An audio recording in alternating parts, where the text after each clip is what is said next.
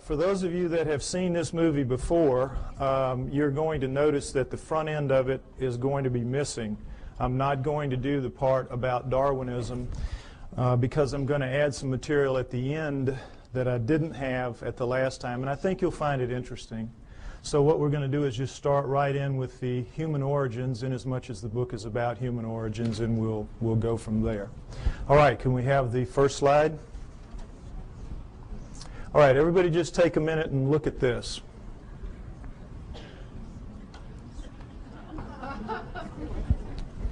This is, wait, that's right, I don't need to do that. This is what we're all told is how we began as human beings. That we came out of the primordial sludge and step by step evolved into what we are today. Everything in that chain up to us is eat, survive, reproduce. We are, what's it all about? We have that incredible ability to say and think, what's it all about? How'd that happen? That's what this is going to be about. What we're told is, of course, that we're a natural flow of things, and that with this guy right here, we share a common bond that begins between 8 and 5 million years ago. 8 and 5 million years ago. Reason being, we know that we have upright walking primates of some kind or other at around 4 million years ago. So they just jack it back and figure if we're upright walking at 4, we probably split from a common ancestor with the down on all 4 apes between 8 and 5 million years ago. We know we were upright walking at 4 because we have proof of it at 3.5. Next slide, please. These are the famous Laetoli tracts of Tanzania, Africa, discovered by Mary Leakey and her team in 1978. And here you see what they are. We're in solidified ash. We have a large pair here, smaller pair here. We assume it was a couple moving along. And we see the track here in a blow-up is not quite human. It's different in several ways, but it's human enough to make it very clear that we have upright walking bipedal creatures 3.5 million years ago, no doubt, measured by ashfall, which is very accurate. So that's why we jack it back. If we were this upright at 3.5, we had to be upright at around 4, and that's where you get your dates of 5 to 8 million years ago, the split from the common ancestor. All right, now, next slide, please. Here's the depiction of how this happened. The nearby volcano laid out a layer of ash. The creatures go walking along, leaving their tracks. Then another layer of ash comes, seals the layer, and then 3.5 million years later, a rivulet comes through here, cuts through, exposes one of the tracks. One of Mary Leakey's team sees it, and then they peel back the layers until they expose the whole thing. Miracle piled on miracle. It's just amazing, an amazing discovery. Now, the reason I show you this is I want you to notice that all pre-humans that you will see in the books, and go back and you can check, they will show you a head that looks like this one pretty much, grossly primate in its characteristics rather, because that's what the skulls of all pre-humans look like. But then they'll always stick these human bodies underneath those heads. And this is a subtle brainwashing that is performed on all of us to make us think that these are, in fact, pre-humans, because that's what they're called. That's what anthropologists call them, pre-humans. Now, you can't pretend that those heads are in any way human, so they don't, but they leave the body parts looking, you know, amazingly human. You have the hands coming down mid-thigh, and, you know, I hate to say it, but God, this looks a lot like my body right there.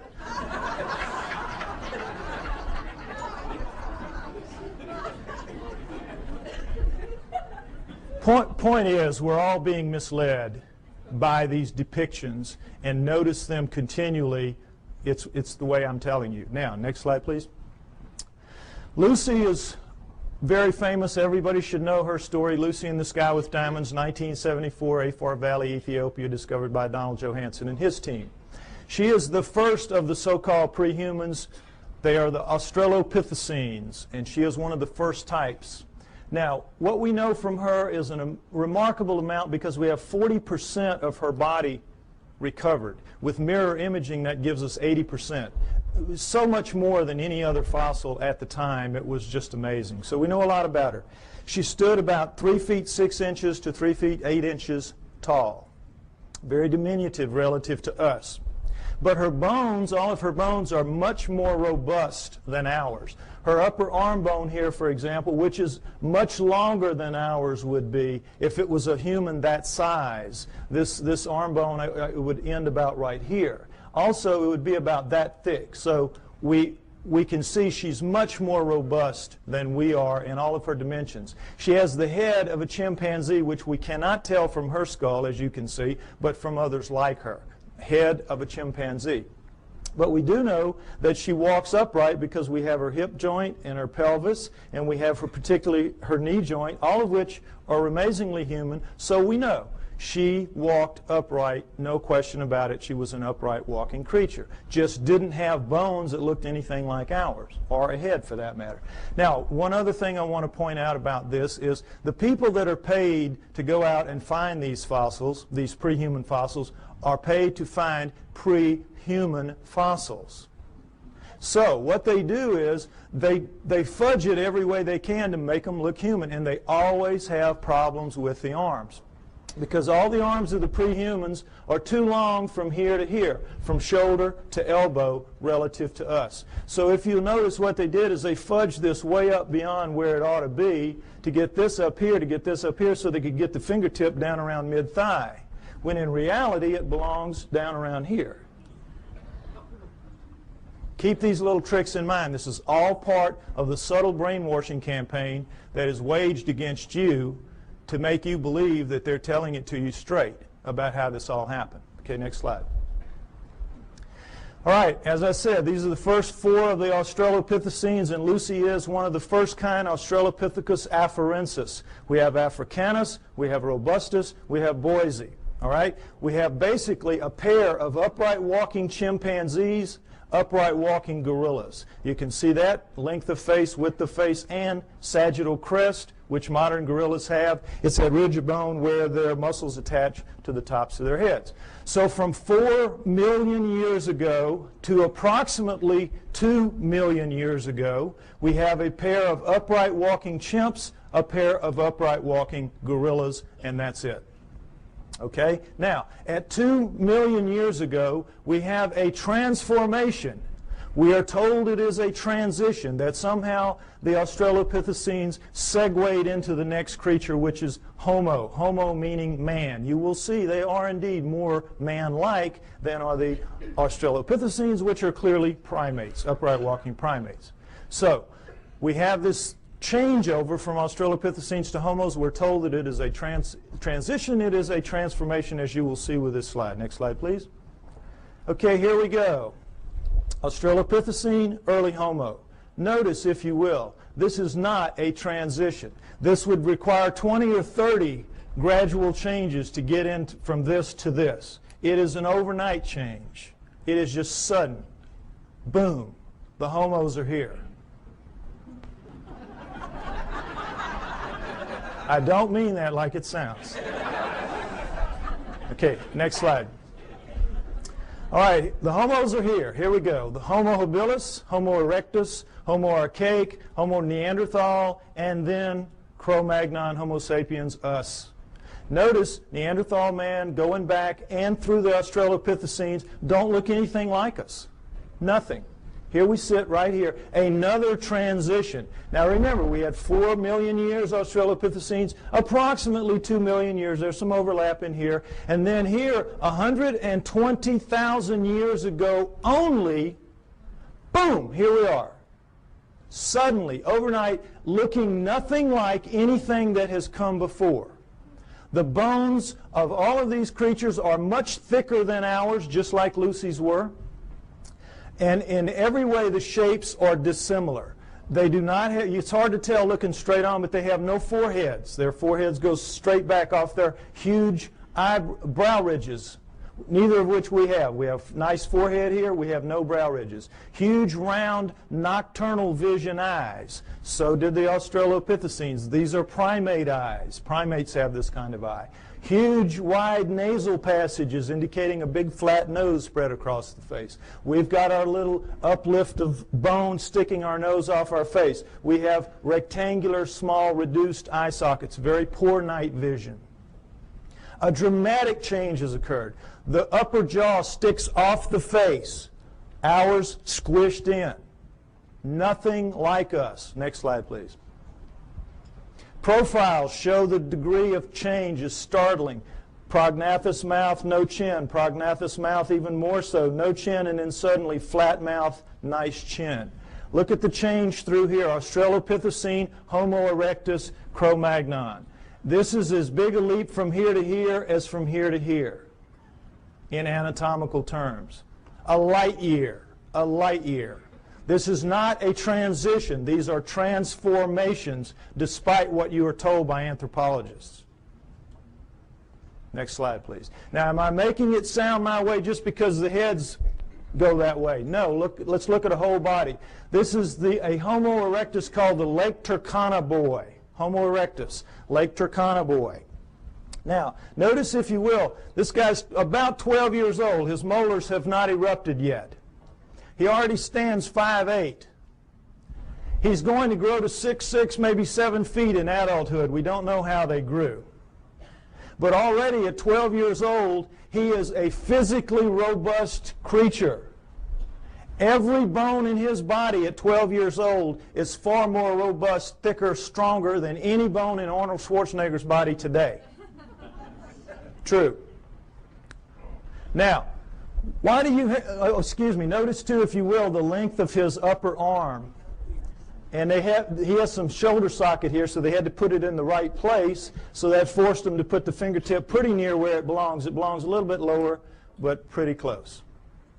Now, what are bones like this all about? What's the deal here? Why are they so robust? Your bones are a function of the torque your muscles can generate. Your bones have to be able to withstand the pressure that your muscles can generate. And if not, your muscles would break your bones. So when you're looking at bones like this, you're looking at an incredibly powerful creature. What are you looking at? You're looking at primate bones, primates of the earth. This is how the primates are built. Gorillas, chimps, right on down the line. They are incredibly strong relative to us, are the primates. 5 to 10 times pound for pound. They can come, they'll come right out of the mother's womb, reach up, hands and feet, hook onto her belly, and she walks off. And they can hang on. Anybody's had a pet monkey knows what I'm talking about. Next slide. Okay, this is a chimpanzee minus its hair due to disease, so you can see the musculature in here. And the strength of these things is amazing. Amazing. You could take a male chimp like this, not a gorilla, and put it in a room with Mike Tyson. It's a battle to the death, and they both understand that. 2 or 3 minutes, this chimp is walking out. Now, he may be missing an ear or two.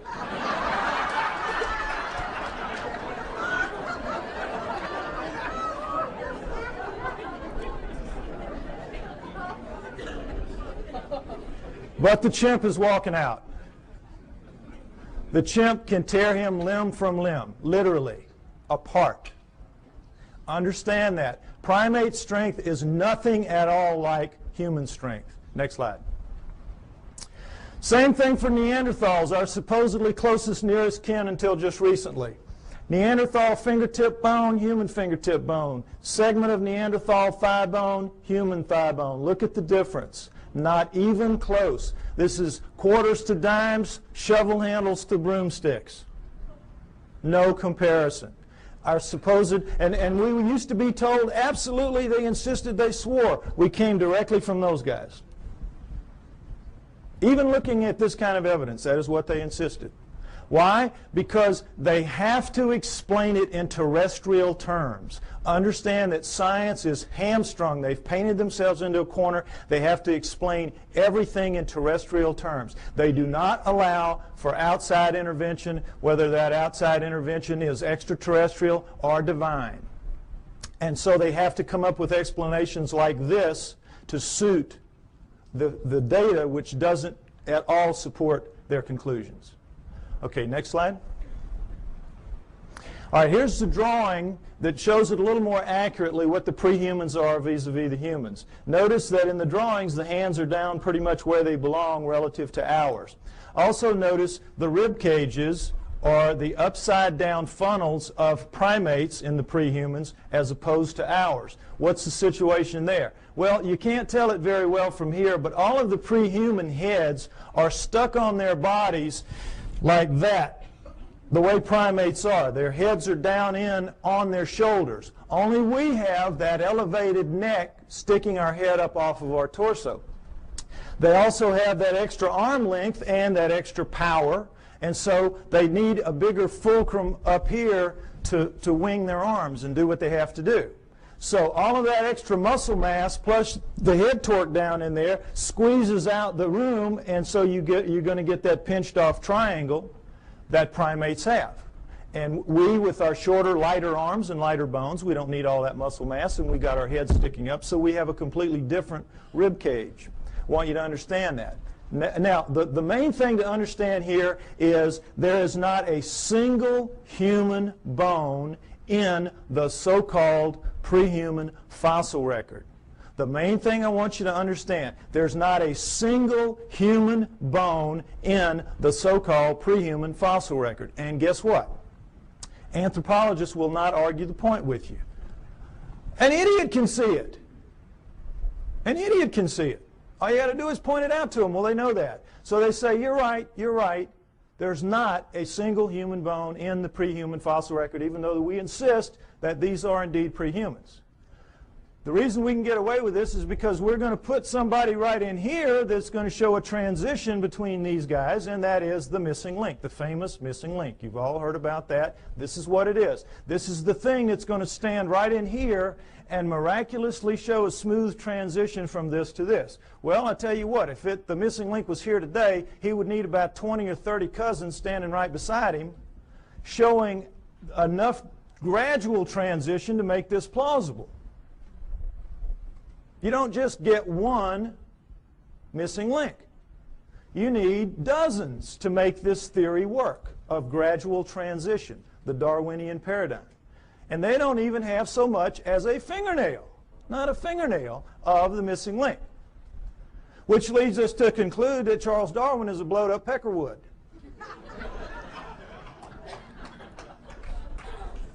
However, they will not concede that fingernail that's missing in that direction.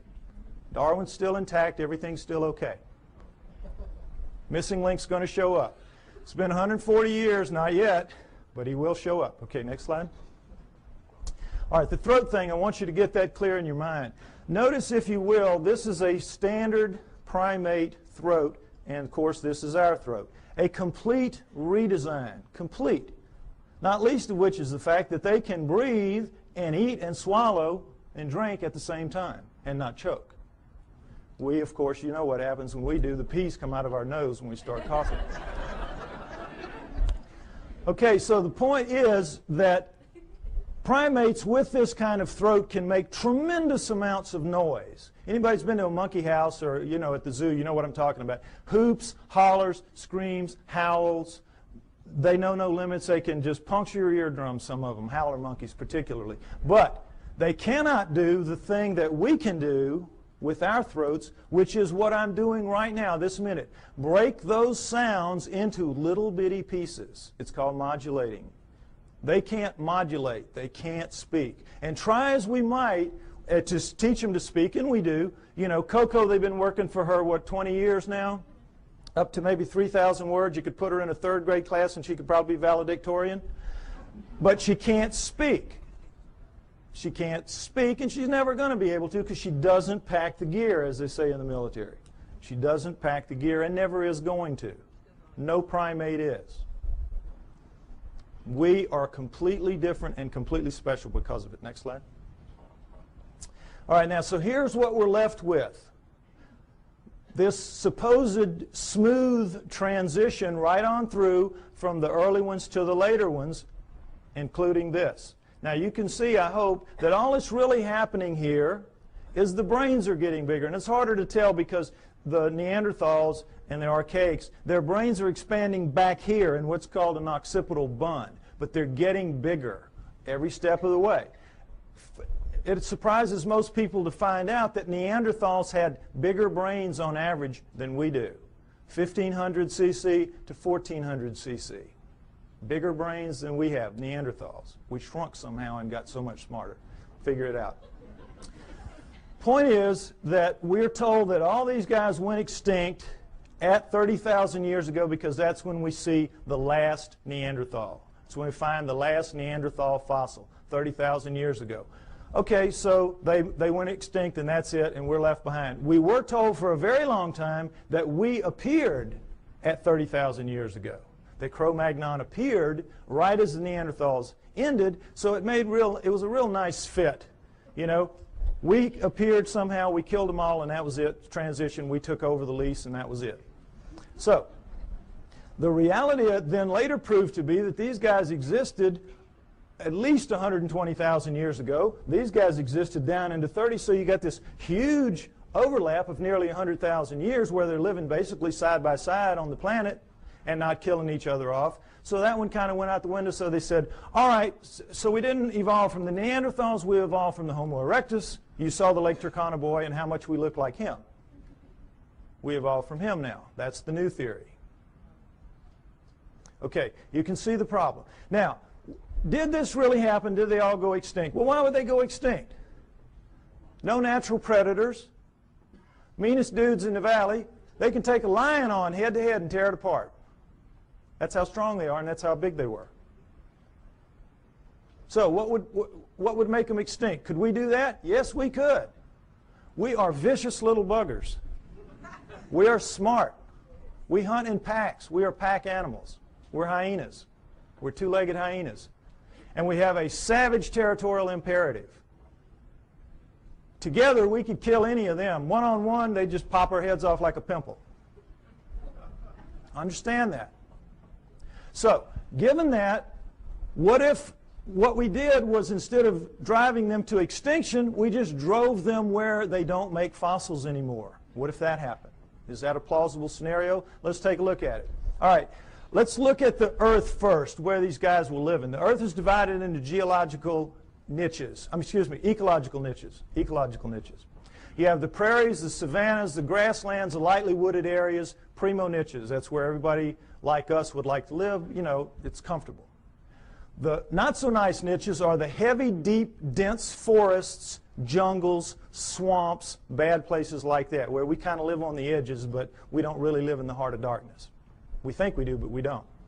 So, what if these guys lived in the primo niches, which they did because they were leaving fossils? And guess what? You leave fossils in the primo niches, in the prairies, savannas, grasslands, lightly wooded areas. Why? Because it's very unique that a fossil gets formed of this kind, because you have to die in very specific circumstances. You have to get caught in a flash flood so that your body is washed away, covered up by mud, so predators can't get you.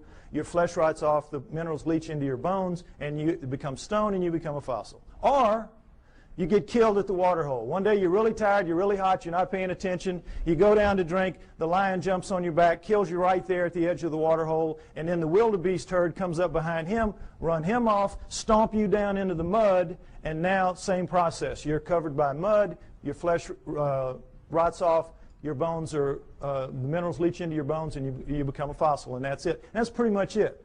It's very hard to form a fossil otherwise. And so we see how miraculous that process is just to make them in the first place, and then millions of years later it washes up, or whenever it washes up, and somebody sees it that knows what it is and can recognize it and can save it.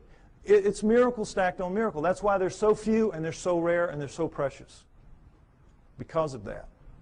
Now, understand this, that in the deep woods and jungles of the world, They don't make fossils. Doesn't happen. You get your water out of the environment. You don't have a water hole. You get out of your food and things like that. It will surprise you to know that there is not, to this day, a single solitary fossilized bone of a chimpanzee in the world that we know about. They just don't make fossils. So, instead of them all going extinct, why don't we just postulate that they lived in the primo niches? This guy arrived sometime prior to 120,000 years ago when he starts leaving fossils. And he issues an eviction notice to all of these. Get out of town. We're here. We're taking over.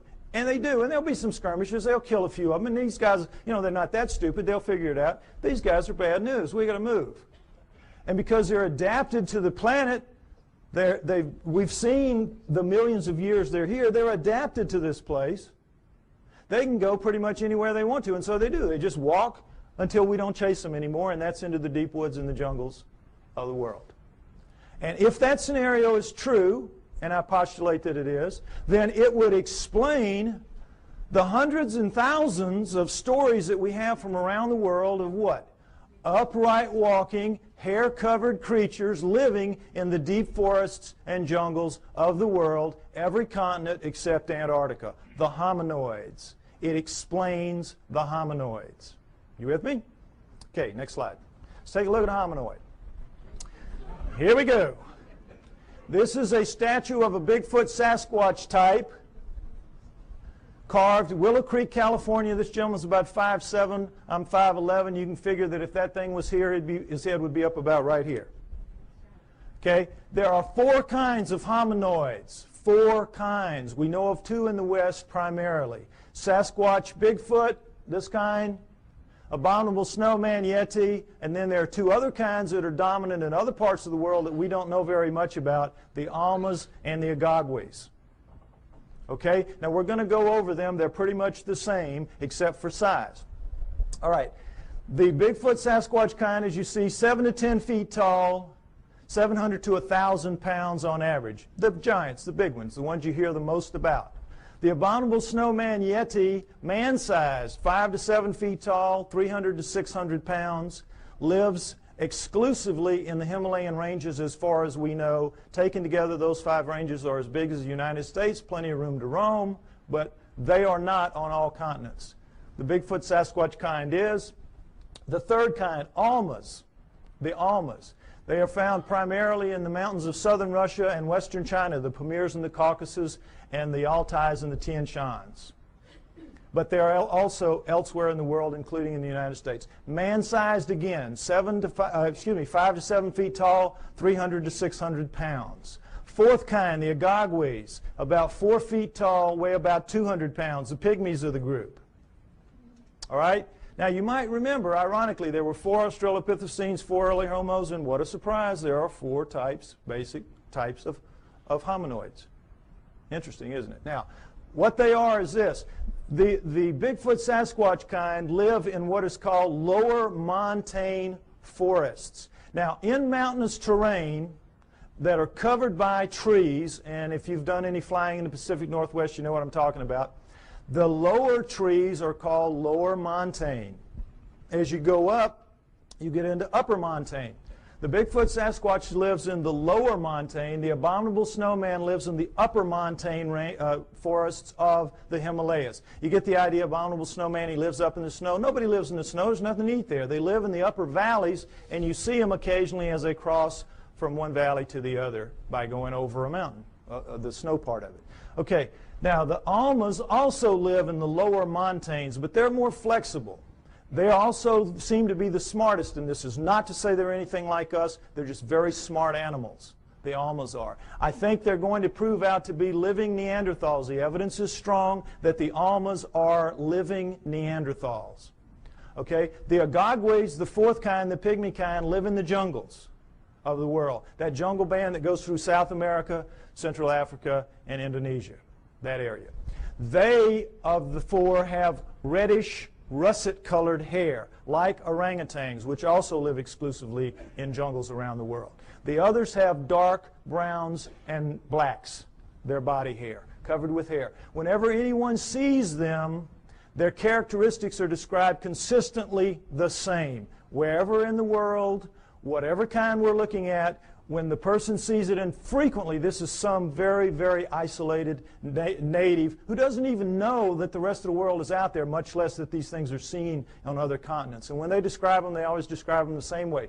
They say, no forehead, huge brow ridges, big round deep set eyes, big flat nose, although this one isn't so big, but big flat nose up against their face, mouth sticking off their face, no chin, head tucked down into their torso, very long arms dangling around their knees, very thick, muscular, robust bodies, and covered with hair from head to toe. Now, take away the hair, and what did I just describe to you to a T? The pre-humans. Am I right? You saw the skeletons. You saw the bones. The pre-humans. What does this lead us to believe? The pre-humans are the hominoids. The hominoids are the pre-humans. The pre-humans are the pre-hominoids. It's their ancestors, not ours. It's clear to anybody that will look at the evidence. The so-called pre-humans are, in fact, pre-hominoids. Now, it's easy for me to stand up here and say this. What's the proof? Well, let's start right here with their feet. They leave tracks. All around the world, they leave tracks. We have upwards of 10,000 or more photographed, plaster casted, or both. No question about it. And guess what? They're all fakes. All of them. Every one of them is a fake. Problem being, it's not that they are really in fact fakes. They just can't be real. They can't be real because not only is Darwin a blowed up peckerwood, all of his followers are. And they don't want to be that. So these cannot be real, even though they are. Now, is it possible that they could all be fakes? All these tracks could be fakes? Could they fool everybody? No. Why? Because we know a lot about it. Let's take a look. There's a science called ichnology. And what an ichnologist does is he studies the tracks left in fossils by creatures going millions of years back. Show them a fossil, they can look at a print or a track or anything. They can tell you what made it. There's a whole science to it. If you go back into prehistory, all of our primitive tribes, the one thing you had to pass on to your children was how to read the tracks in the area and know what they were, so that they could feed their family out of the environment and so they could keep from feeding some wild animal's family. Very important. If you took everything we knew about, remember Tonto and those Indians, boy, they could just smell a track and tell you 20 things about what made it. We know about tracks. And this is two of the basic things we know.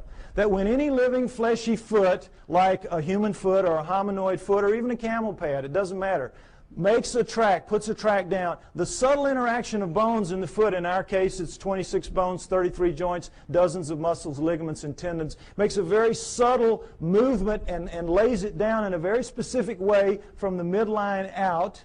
And so it leaves a distinctive print with little lines in here called compression lines. Next slide.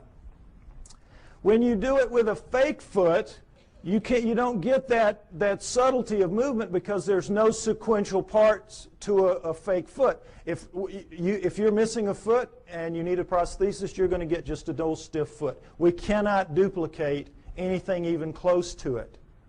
Anything even close to a real foot. So whether this is plaster or rubber or plastic or wood, it doesn't matter. If you're making a fake foot, it's going to be of a piece, and so when you put it down into the medium, you have to stamp it or press it as a whole, and in doing so, you get a very distinctive look to that, and it's a little ridge here with cracks on the top and the outside that's an impact ridge. So we have compression lines and impact ridges. Now, I can give this little lesson to a class of first graders, lay down a bunch of tracks here, real and fake, give them a magnifying glass, and they will not miss one. They will not miss one. Now, forest rangers that make their living out telling you, bear, elk, zebra, it doesn't matter. Whatever it is, they can tell you what it is. And no anthropologist will question their expertise. But if they see a hominoid track and they say, boy, that looks real to me too, the anthropologist say, well, you don't know what you're talking about there. You don't know what you're talking about there. That one's fake. You're wrong there. See how absurd it is? And for the most part, you believe it because you don't expect them to lie to you. You don't expect them to have an agenda that they're maintaining, but they do, and keep it in mind. Okay, next slide. All right, this is the way a human foot works. Looks and works. This is, of course, a good foot, not a flat foot. This is a typical human foot with an arch. When we come down on our heel, we have to swing our momentum around the arch, then cut it over into the ball, which will regenerate some of the lost momentum, and then we come out thrusting off of our big toe. That's how we walk. Our smaller toes pull up and act as balancers. If you notice your feet tonight when you walk around, notice how that works. Your big toe will go down, your other toes will pull up, and it will leave in making a medium, an undisturbed ridge of medium here, in making a track rather, an undisturbed ridge of medium right here, but this of course will be squashed. Very distinctive print, no question about it. Now guess what? We walk badly, badly. When you do time and motion studies of us walking, we're keeling around as we're swinging our momentum through our feet. We're locking our knees. We're basically throwing ourselves through our hips. That's why our joints wear out as we age. Our knees and our hips. We're using them badly. We walk badly. Whoever designed us needed to go back to the drawing board a couple of times more. They got lazy. It was a mistake. Okay. With that in mind, next slide. Let's take a look at a hominoid track. Typical hominoid track. This is Bigfoot, 16 inches long, but taken in that really nice powdery dirt you get at the end of a hot summer, so it's a very clear, distinct print. Notice, if you will, the differences.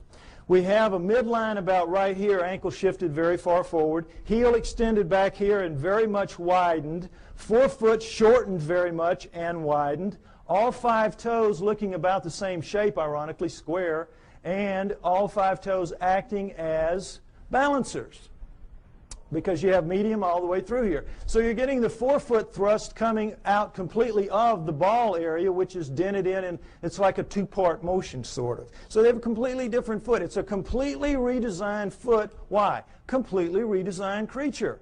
Much bulkier, much heavier, much denser, much more robust. So you need a different kind of foot. No arch is going to support that kind of weight, so you have no arch.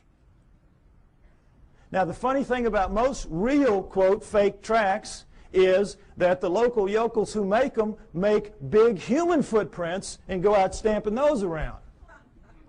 So you know immediately. They don't even have sense enough to know you got to do it, make a completely different foot. But the main thing to notice here is, remember, in our motion, we walk here, we go here, we do this, and we're very awkward. Look at the line of thrust here. Straight shot. What does this tell us? He walks right. He does it better than us. He does it the way it's supposed to be done. He or she does it the way it's supposed to be done. Isn't that interesting? Next slide. Okay, this is something else that the best hominoid tracks have. Dermal ridges. Now it's kind of hard to see, but dermal ridges are your fingerprints on your feet. Fingerprints on your feet. This is why they take a baby's footprint when it's born. Finger's too small to deal with, just stick its foot on. Same thing. Individual, unique. Dermal ridges. And there you... Oh, I think my battery's running out. Oh, no. No, when I put it down here, it goes out. I may need a replacement part here if anybody's got one. Yeah, I know, but I think it's just because I shook the battery a little bit. All right, anyway, point is that whoever's faking these things out around the world, thousands of them, is taking the trouble to make articulating feet that if they would just put on the market, they could make a fortune in the prosthetics industry. And then they're taking the trouble to incise dermal ridges when lasers would have a hard time doing this. I mean, criminals, if this was easy to do, criminals would get their fingerprints fixed, would they not? Instead of cutting them off. Lasers really couldn't do this kind of work, I don't believe.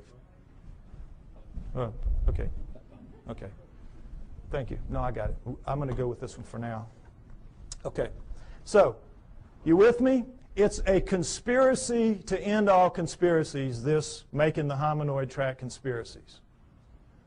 And what I'm trying to get you to see is that is in fact absurdity piled on absurdity that they're asking you to believe. And again, for the most part, you do believe that. Most people who came in here today probably believed everything that the tabloids have to say about the hominoids.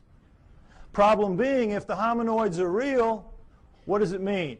We are off the flowchart of natural life on Earth, and they don't want that to happen. Neither science nor religion. So in this instance, they hold hands and walk down the path together. Okay, next slide. All right, check this again. Comparison, Bigfoot track, plaster cast, human foot, just to get this in shape in your mind again. Next slide. All right, another pair of hominoid tracks, as you can see. These are so grungy looking on the soles because they were taken out of clay as opposed to dirt, as you saw earlier. But in every other way, they're hominoid tracks, are they not? We found, they're found together, so we assume it's a male and a female, like the two that we saw walking along at the LLOYD tracks. Right? Would everybody agree? This is as hominoid as it gets, right? Wrong! Guess what these are? Neanderthals. These are Neanderthal tracks, absolutely and without doubt. Toriano, Italy, a cave 30,000 years ago. Neanderthal artifacts all over the place. Neanderthals. Bona fide. Now, what does this tell us? It tells us that the Neanderthals, for sure, are hominoids because they got hominoid feet stuck on them. Plus, they got hominoid heads stuck, as you saw from the skulls. Furthermore, we can assume, I think, fairly, that every one of the ones we saw earlier, all the way back to Lucy, 4 million years worth, had feet just like this and were, in fact, hominoids. The track you saw at LLOYD, remember the one down in the corner? It looked a heck of a lot like that, didn't it? The hominoids are the prehumans. That's the point I keep trying to make. Now, I'm extrapolating a little bit here. I'm taking a little risk because we don't have the feet nor the prints of any other prehuman. We just have to go with logic. But guess what we do have? We do have the feet of Neanderthals. Next slide.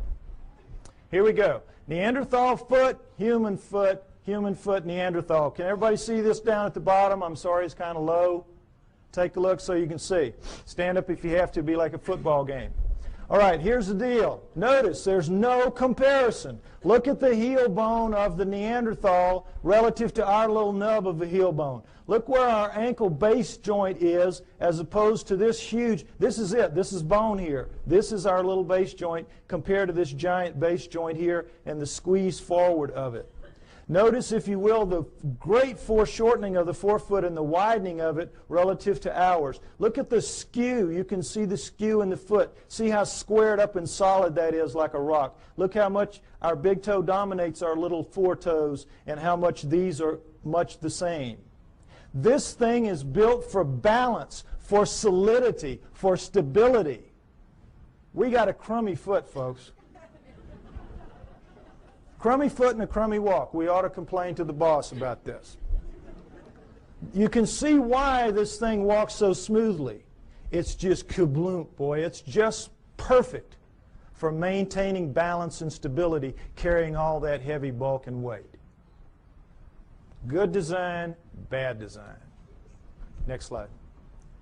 Okay, if I'm right, they're out there, all these places. Where are they? All right, let's take a look at the world. Take away the deserts. Take away the tundra, and what you're left with is arable land. Arable land.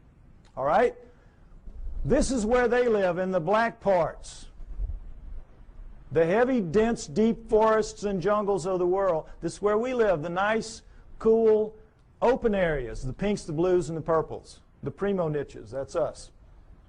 All right? Now, broken down, that is 55% for us, 45% for them, moving toward 40% for them. As you know, we're cutting down forests like crazy. It used to be 55% for them, 45% for us, 500 years ago, approximately. Okay, so you look at this and you say, well, wait a minute, we're sitting right here in the desert. We live everywhere.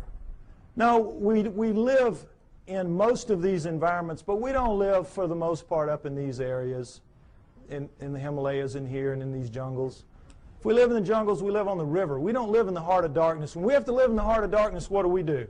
We cut it down. We'll cut roads through here, but we don't live in it. where we've got to hack our way through every day to go to school or to the store. Just isn't going to happen. We're not physically designed for that. Our skin won't take it. If we didn't have clothes and couldn't defeat the natural order of things, if you were to strip everybody in this room naked and put us out there to live like everybody else has to live, most of us would be dead in a few weeks from radiation poisoning.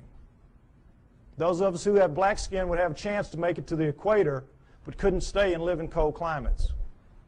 We're not physically adapted to this planet. Understand that. Our skin does not let us go except in certain niches, the primo niches. So, understand too that we think we live in every one of the nooks and crannies out there. We are masters of all we survey. That's what we're told all the time. We're humans. We're masters of all we survey. We do not even survey all that we claim to be masters of. It will surprise you to know that of the United States alone, fully 25%, 1/4, has never once been foot surveyed because it's just too hard to get in there and do the work. We survey from the air those areas. We do not go. We're not as tough as we think we are. Now, also understand that the hominoids are not just restricted to these areas. They move wherever there are forests. These are their real stomping grounds. But they go anywhere that there are forests. They use forests like highways because they are migratory animals. They migrate. They do not hibernate. They move with the seasons, and they use forests as their highways. As they live in the forests, they do a split shift with the bears. Bears work the day shift, they work the night shift. It is. It's how it works. Also understand that of the 5,000 quality sightings that we have in the United States and Canada, now I'm not talking just, skimpy ones. I'm talking good quality sightings, 5,000 in the last 50 years, half have been east of the Mississippi River. Every state has them, except possibly Nevada, maybe the mountains north. We have them in Louisiana, down in the swamps, the little one. It's called rougarou. When I was a little boy growing up, don't you get too far from the house, rougarou will get you. The little red man of the woods, the booger man, boogeyman. Excuse me, booger man, right. Slip of the tongue. Anyway, Florida has the skunk ape. New Jersey has the Jersey Devils. Arkansas, everywhere has them. I bet you every one of you have heard stories about this from your state. They're everywhere. And it's the same around the world. They share the planet with us. Okay, next slide. So, you say to me, well, okay, by George, we're humans. Why don't we just go out there and get one? Even so, we can do anything. Why don't we just mount up and go get one if there's so many of them out there? All right, panda is a perfect example of what the problem is. The panda was last century's hominoids. Rumors would come out of China of this black and white bear that ate bamboo. And, of course, every PhD in the world sitting behind his little desk does not even have to get his fanny up out of the chair to say, well, forget that. We know they have black bears. We know they have brown bears. We know they have white bears. But they're all carnivores. No vegetarian bears. You kidding us? Ridiculous. And then in 1869, a French naturalist goes to Sichuan province, China, and sees the hide of a freshly killed one hanging on the wall, and he knows they're real. So every zoo and museum mounts up the expeditions that you would like to see mounted up today to go out to find the next panda and bring it in. Serious. Now we're talking Sichuan province, an area the size of the state of Arizona, very mountainous, hilly terrain, difficult terrain, covered with bamboo rather than woods, but in every other respect like the environment that hominoids will be found in. How long do you think it took those teams? And this is back in the 1800s where people really knew their way around the woods. How long do you think it took? 60 years. And quit giving away my punchlines. Don't do that anymore. 60 years. 60 years. Those of you who've seen the movie, do not give away the punchlines. Okay. Now, it sounds like a gross exaggeration, and it is. They only looked for about 30 years. This is where Ivy made the mistake. They only looked for about 30 years, and then they gave it up. And they said it has to be extinct now. And then 30 years later, Teddy Roosevelt's sons are out there doing some sport hunting and they kill one. Okay? So then they mounted up again, knowing that it's for real now. And because they had learned so much in the interim, they began to get them. And over the next 20 years, they brought in 6. And we have the panda craze, that we have today. But even to this day, they're extremely difficult to go out into the wilds of Sichuan province, China, and bring in a wild panda. Now, what is the panda doing that makes it so difficult to get one? Well, as you can see, it's very brightly colored and stands out very distinctively against its green background. It lives during the day. It eats a very restricted diet, bamboo. It's very slow-moving. You see them move in zoos. They're as stupid as a bag of hammers. They can't even reproduce in zoos. Can't even find each other or figure it out. I mean, how stupid do you have to be? Anyway, the point is, they're not doing anything. They're living their lives, and the problem lies with us. We can't hack it in their world very easily. We think we're masters again of the world. We're not. We're not. And where they live is where the hominoids live. And the hominoids are bigger, faster, stronger, operate at night, eat anything in their world. They can hear better, see better, and I'm absolutely sure think better than we can. We're not going to just mount up and go get one because we've tried it many times and it hasn't worked. We're only going to see them by accident, encounter them by accident. And that's when it happens, and it happens a lot. We have good evidence on record of these encounters. Next slide. We're going to go over a few. The famous Patterson film, Roger Patterson took a film of a female hominoid walking along a creek bank in 1967, October. You all saw this, well, not all, but some of you saw this recently on a television program called World's Greatest Hoaxes.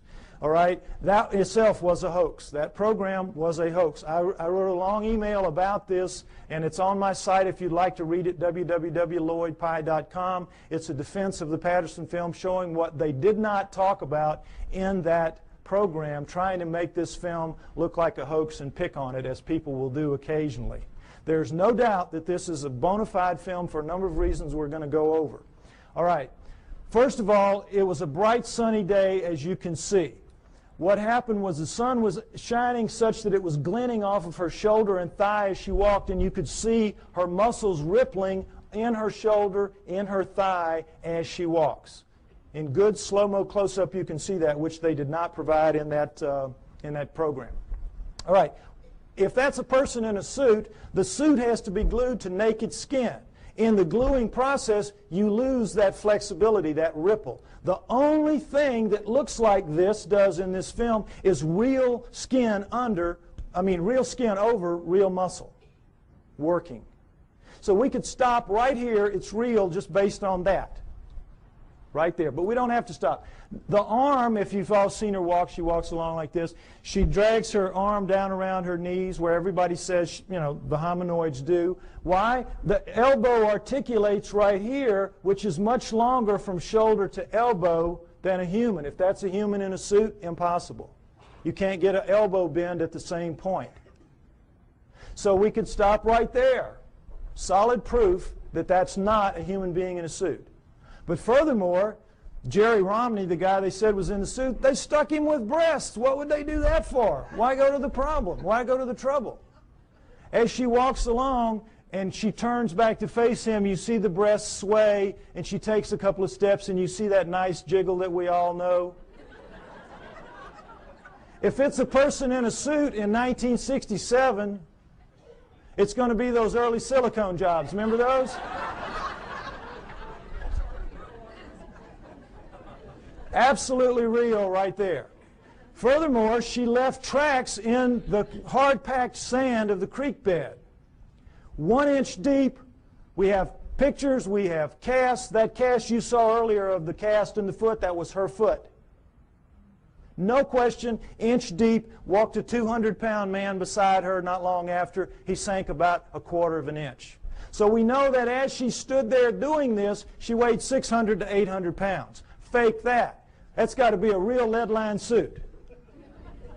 600 to 800 pounds as she walks. So we know that it was a legitimate film. Furthermore, as they pointed out in the program, with the fake films, they can never tell you where it happened and who did it, who took it, because they don't want that guy to be grilled and they don't want experts to go and measure one limb here and know how tall it really was. Well, what Patterson did was he went right out fast as he could and begged every expert in the area that he could call, every anthropologist and zoo person, come out, bona fide sighting, please bring dogs. And you don't want to bring dogs because these things have a very powerful body odor that even tracking dogs will recoil from.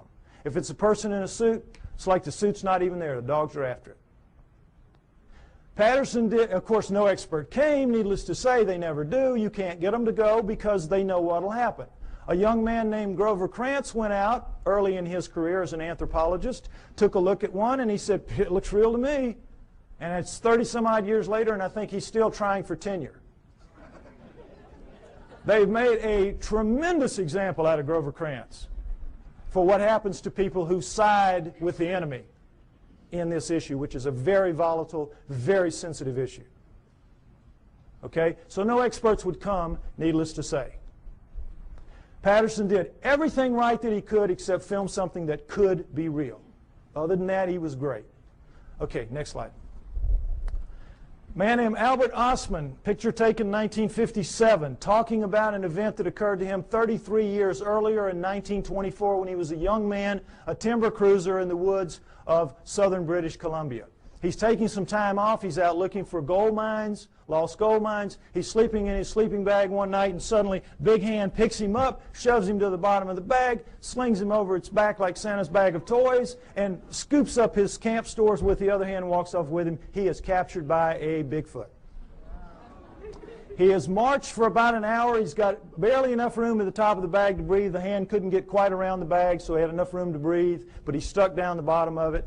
It dumps him out an hour later or so, and he's in a 10-acre basin of high rock walls where he can't get out, and there's one opening opposite where he is, and over there is the den of the living quarters of the male Bigfoot that got him, his mate, and their two offspring, a young male and a young female. And Albert Ostman stays with them for 6 days before he can figure out a way to escape, which is very funny, very clever. Not going to go into it. Takes too long to tell. It's in the book, okay?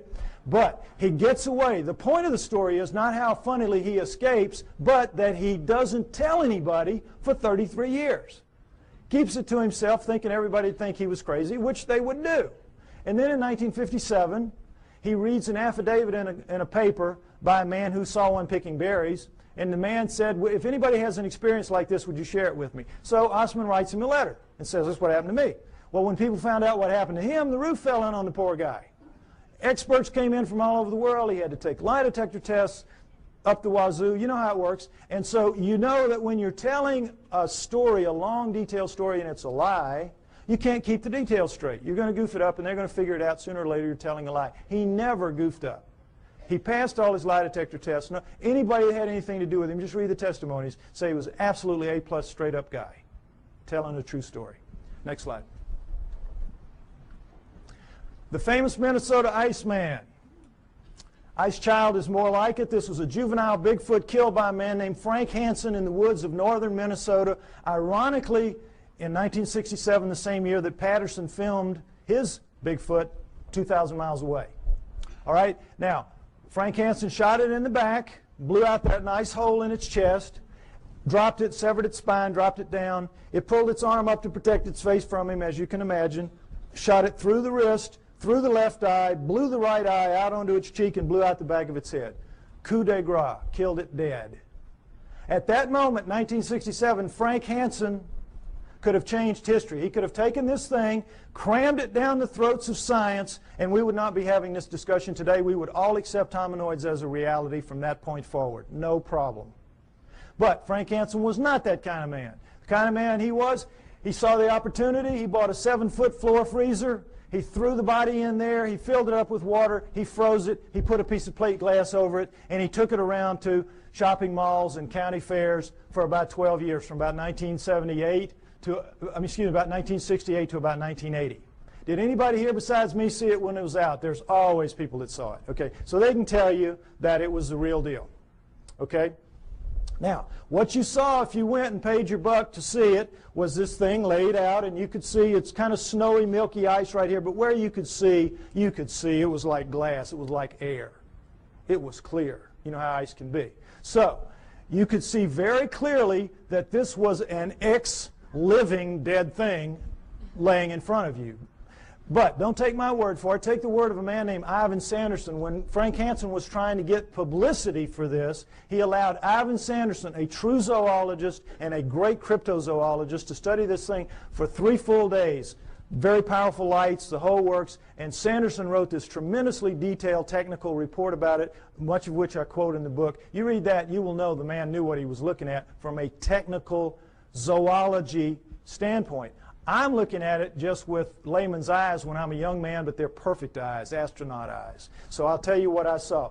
What you could see, what anybody could see, because the knees were almost to the top of the glass, is that every hair, you know how hair floats in water? This is not our hair. This is primate hair, 2 to 3 inches long. It's sticking off. It's like a pincushion off its body. You can see right down to its skin wherever you look. And wherever you look, you're looking at what amounts to a small pencil lead hair, round, tucking into a pore, perfectly tightly round. Wherever you look, millions of them, wherever you look. Now, what we're told is this was just a wax and rubber dummy made up by a charlatan who was out to just take advantage of people, right?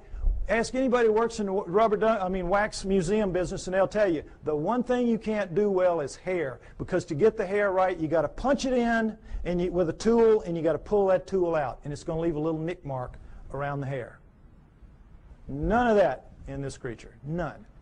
But the thing that really impressed me the most, and I'm sure everybody else will verify this, is, you know when you kill a deer or something, you let it bleed out, but for a long time after, it oozes that pink kind of fluid. You scrape your elbow, for women who don't deer hunt, scrape your elbow, you know, and after a while you're still oozing that pink sticky stuff. Well, it was still doing that when he froze it, when he put the water in. So as the water was freezing, that stuff was coming up in tendrils, ribbons, pink ribbons of that sticky, oozy stuff, coming out of every wound, out of there, out of the mouth, out of the nose. You know when you have a traumatic head injury, you bleed out of your nose and your mouth as well, out of both eye sockets, out of the wrist. Bones were, little pieces of bone were sticking out of the wrist.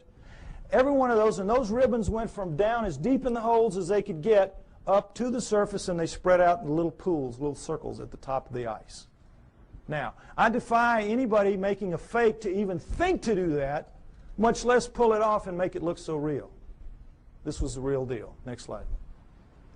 Perhaps the most interesting story of them all, Zana from Russia, an Alma. Remember I told you that the Almas were also man-sized, 5 to 7 feet tall, 300, 600 pounds, and they're dominant in Russia and the Orient? This is Alma, the living Neanderthal. This is one of them right here. This is Zana is an Alma, was an Alma. Now, understand this. In the Orient, the tradition when one of these things is captured, for whatever reason, was to kill it immediately, desiccate its body and sell its body parts for medicine, principally aphrodisiacs. That's the Oriental tradition. In the Russian area, though, when they would be captured, male or female, they would be used as slaves, physical slaves, held, spirits broken in these primitive villages where they would be, and they would be used to carry wood, fetch water, do the haying, all the heavy work nobody really wants to do. Make the slave do it. And so that became their fate. And for females, another aspect of it was they had to become the sex slaves of the men of the area. And that was one of the other great advantages to having a female. And so this is the fate that befell Zana in about 1850. She was captured as an adult in 1850. We do not know how old she was. She was an adult. She was taken to the village of Takina, where they kept her in a hole for about 3 years until her spirit was broken enough to let her wander around. She was dependent on them for food, and then they began to train her to fetch wood, fetch water, do the things that she had to do. And she became like the village pet for 40 years. She died in 1890. Now, how do we know this? Because in the Orient and Russia, they don't have the same tradition that we have. They're very old countries. They've been living with this for a very long time, for centuries. They know they're real. They send researchers out taking information about it. They send teams out trying to find them, or they used to when Russia had money. They don't now. But this was done in the mid-1970s. Excuse me, I'm sorry, mid-1960s. This research was done in the mid-60s. So in the mid-1960s, this was an area of Kazakhstan where she lived, where people live very long lives. You know those places in the world where people live up around 120 years old? So they had over 100 people above the age of 80 that had known her quite well in their youth. There were 10 still alive who had attended her funeral. So they were able to get tremendous corroborative evidence, corroborative testimony about her lifestyle, and everything about her from all these different people, so we have an amazing view of what she was like and what her life was like. Again, a lot of which I go over in the book. But the main thing is that she never learned to speak, but she learned the language. They could talk to her and she'd know what they meant. And while there, she gave birth 8 times to hybrids with men of the village. 8 times. Killed the first 4 accidentally because her kind apparently washes the newborn off immediately. She would take it to the freezing glacial river that ran through the village, and because they had so much human in them, it would kill them. So the last 4, the village women took them from her at birth and raised them on their own because they looked so human. And every pair of hands was very valuable in one of those primitive villages like that. And so they raised them up, and they became Russian citizens. Married, had children. Her great-grandchildren are alive in Russia to this day. I know, it's an amazing story. Now, what do people say about her children? Well, everybody said that they were indeed taller than most, bigger than most, a little more robust than most, but not giants, not superhumans, just strong, you know, big and strong people. Darker skinned than most, but not truly Negroid. Hair like, you know, everybody, but not covered in hair like she was. Average intelligence, not wizards, not stupid. Ugly enough to make a freight train take a dirt road. Unfortunately for them. But they could speak. That's the key. They could all speak. They had very high-pitched voices, but they could speak, which allowed them to integrate into the community as humans, even though they were clearly not quite humans. So the researchers were real excited to get all this information. It's like, wow. And they knew where she was buried. She was buried in the village cemetery. Unfortunately, this is a Muslim area. They don't mark gravestones there. So they knew she was in the village cemetery, which had existed for centuries, and they couldn't say just where because of the 10 people that were alive. They all had different memories of where it had been. Who knew that 70, 80 years later somebody was going to care? So they couldn't decide. They couldn't, and they would have had to bulldoze the whole thing. The village wouldn't let them do that. So somebody says, well, guess what? Her youngest son, Kvit, died in 1954, only 10 years prior to this study. So they said, we know where he is. We'll let you dig him up. So, boy, they dug him up. Her youngest son, Kvit. Now, before we look at his skull, I want to say again, remember, Neanderthals had bigger brains than we did, and they carry them, we do rather, they carry them in a bun in the back of their head called the occipital bun. All right, let's take a look at Kvit's skull. Here you go, right here. Notice, if you will, that's a remnant of an occipital bun right there. Notice how much of a forehead he doesn't have. Look at the size of these brow ridges. Look at that eye socket. Is it starting to look familiar? Look at the size of that nasal passage. Look at the size of these teeth. Look at the size of that jawbone. Look at the size of the cheekbone. But look at that chin. Allows him to speak. This is an ugly dude, kids. This is a Neanderthal, basically. This is a guy you do not want to meet in a dark alley.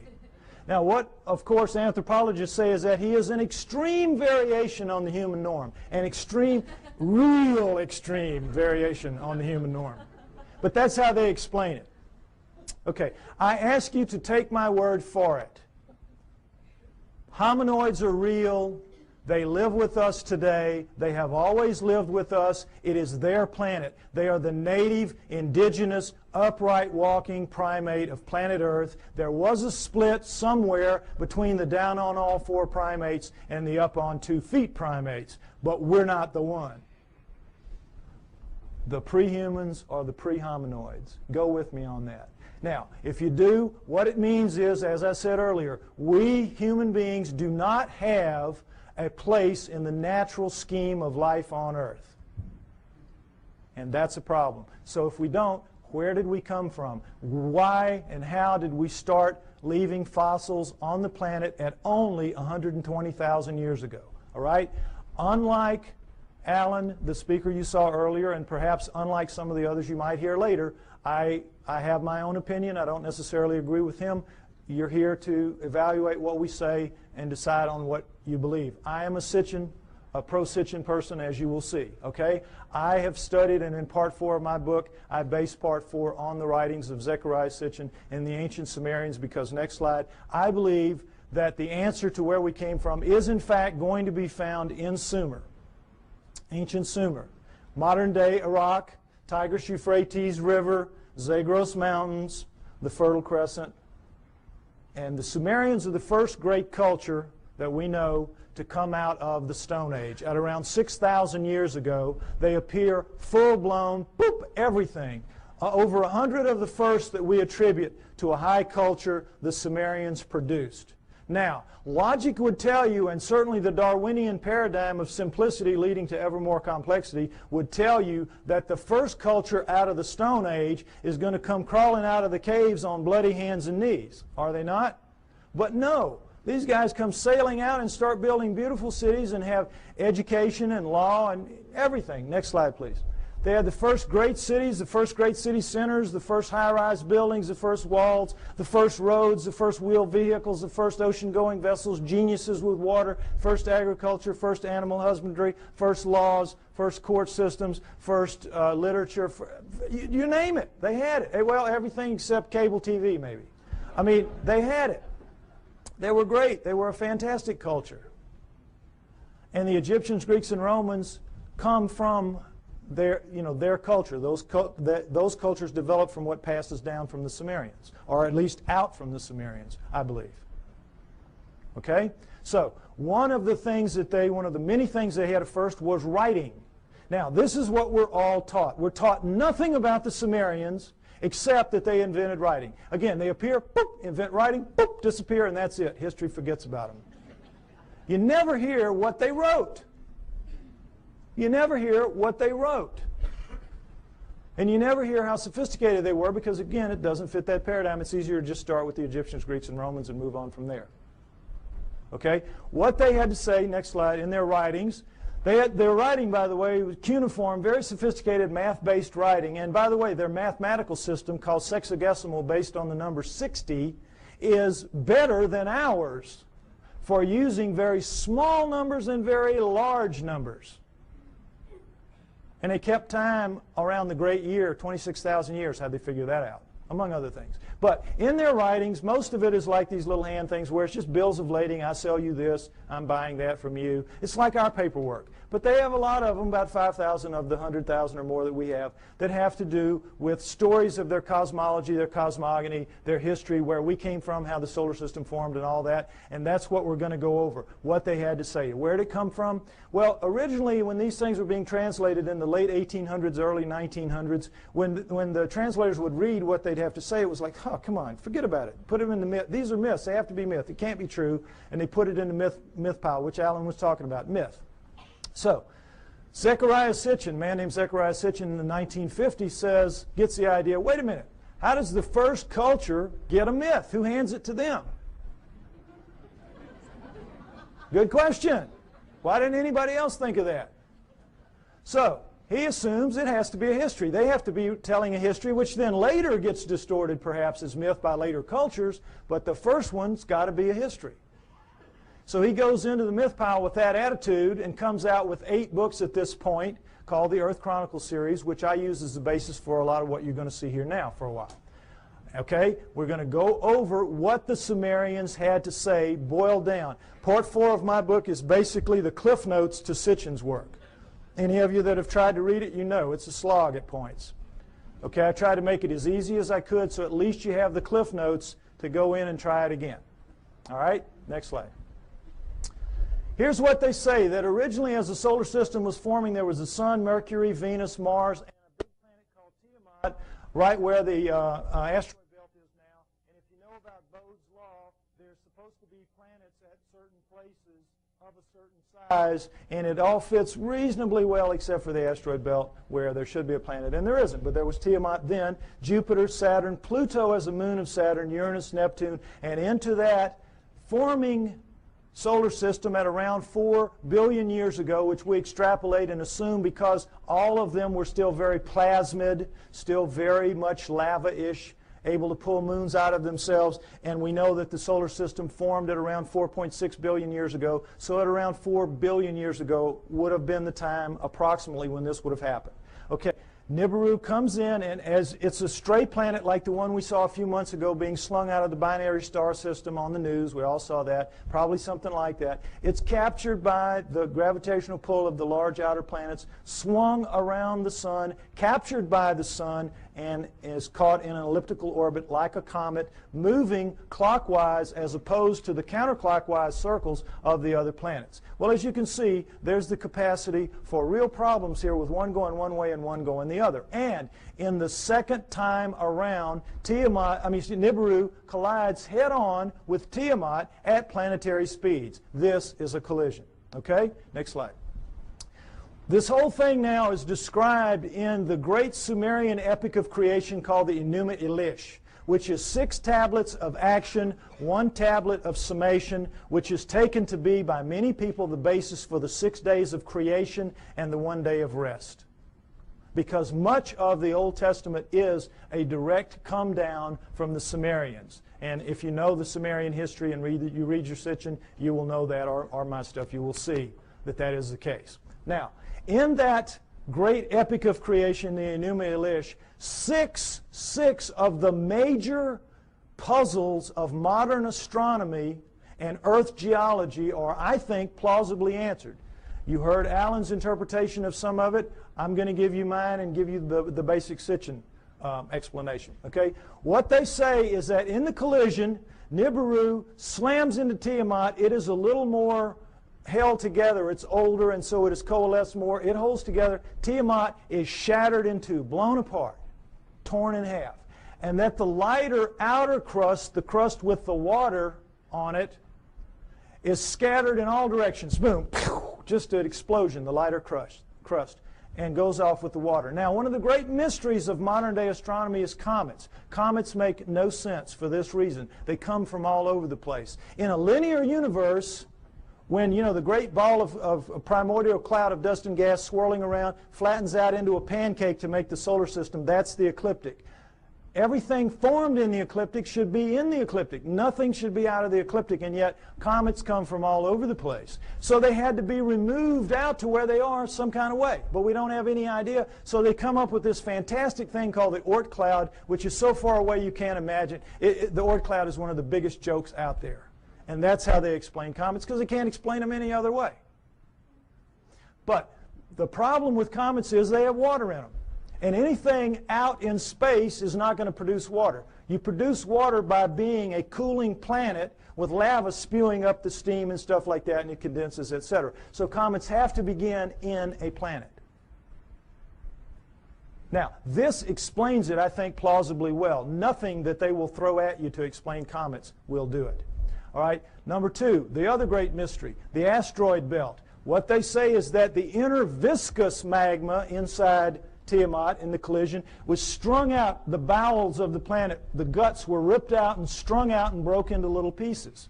That's the asteroid belt. They called it the hammered bracelet. We call it the asteroid belt. But there it is. And that's a fairly plausible explanation for it. Again, this doesn't make sense because, as you heard, the exploded planet theory. Problem is, when a planet explodes, it ought to just go boom everywhere. It shouldn't be hanging around.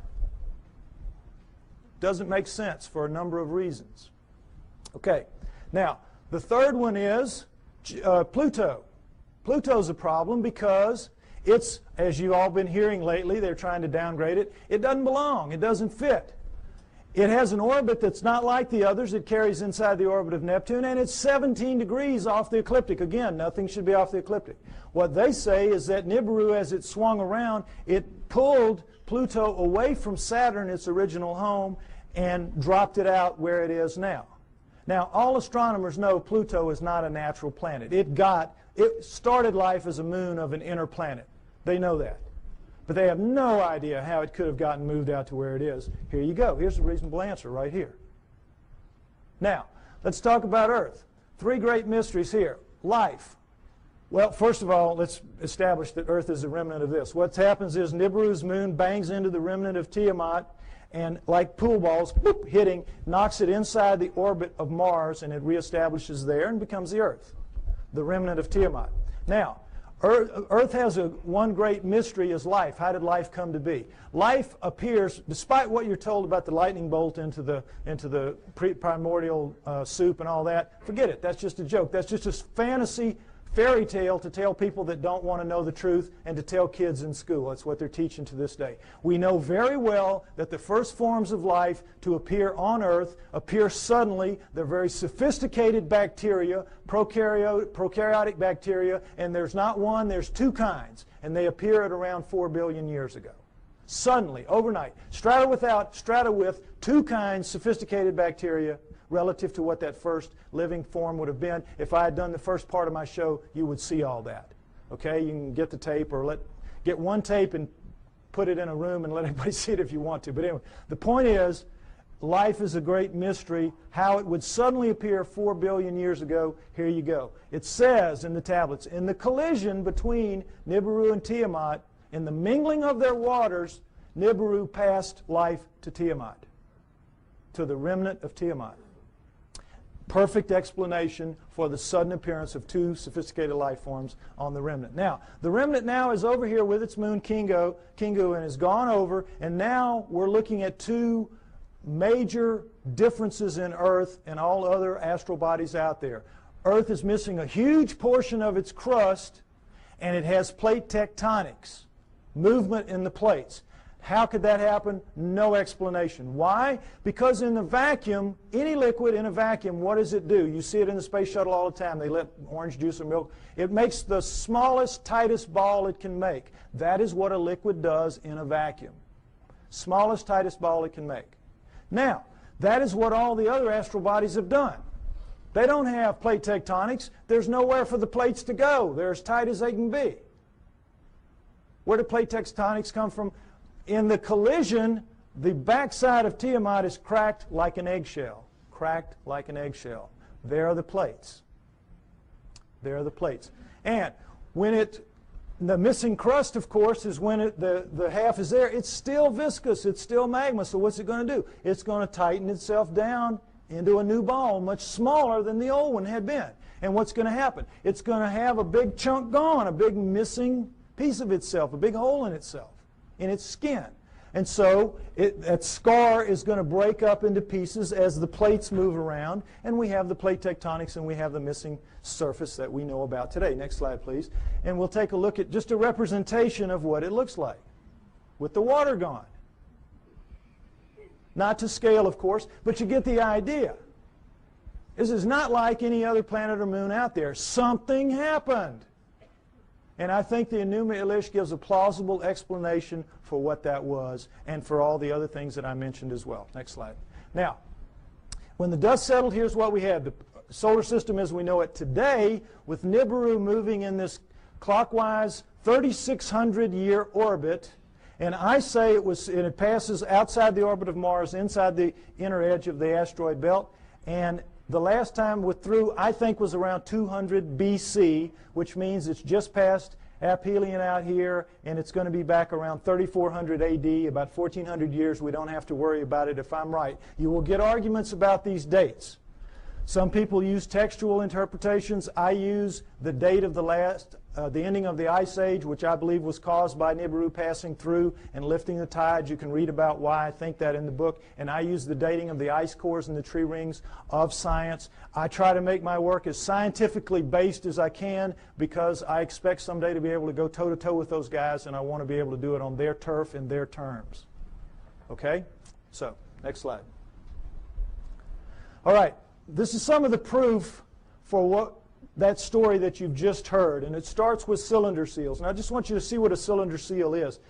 There are about 5,000 of these that we have. They're with a printing press. It was just a thing they would roll out on the clay to leave little pictures like this. Now, when they had a story to tell, they told it in the tablets like you saw. But when they had an event that everybody would know the event, like I showed you that cartoon, and everybody here, we all knew in a very small space that was talking about millions of words and thousands of volumes about evolution. Am I right? We all knew. Well, they would all know this was the story of the time the gods or whoever gave the water to the water buffalo or whatever. The point is, notice the fine detail in the best of the cylinder seals, and then realize that these are basically 2 to 3 inches high. They're like big spools of thread. Made out of precious and semi-precious stone, carved in a circular format so that they roll out flat and three-dimensionally. Now, when asked how this was done, science says, well, they could only have bored little holes into the rock and then abraded them out like they, to the degree that they wanted. Well, the sand would be bigger than the holes you need to do this. Some of this work anyway. There's just no way. Lasers, this is not even an inch square here. Lasers would have a hard time doing this if they could do it. Nobody knows how they did this. They're just pulling one out of the hat on you. Okay, next slide. This is the one I want you to see. This is a much older one, much more worn, as you can see. 4,500 years, 4,500 years, 2,500 BC. It's called it's VA 243. It's in a museum in Berlin. It's well dated. And it's called the granting of the plow. This is a seated God. See him in his chair with a plow in his hand. And this is a standing God, and this is a human. How do we know they're gods? Because they have horns on their helmets. Horns on their helmets. Notice the horns. This is how you signify gods, or they did anyway, the Sumerians did on their cylinder seals. And I want you to pay special attention to this because later at the banquet we might see a real live Anunnaki helmet.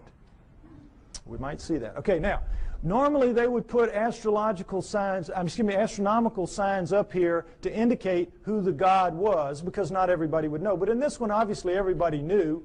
And as you can see, this the human is carrying this kind of skunky old digging stick that the most primitive people have, even to this day.